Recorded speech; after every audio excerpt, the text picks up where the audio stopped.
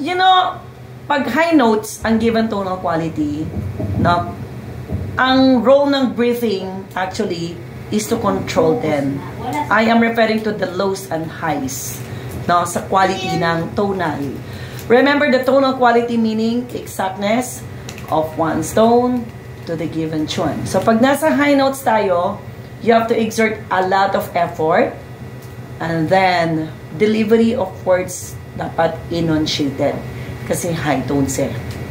Okay, yung breathing application, you have to enunciate, delivery at the same time, exert more effort. Kasi ang kailangan natin ma-hit yung tono higher. Okay? Let's consider the 3 kinds of expressions in singing.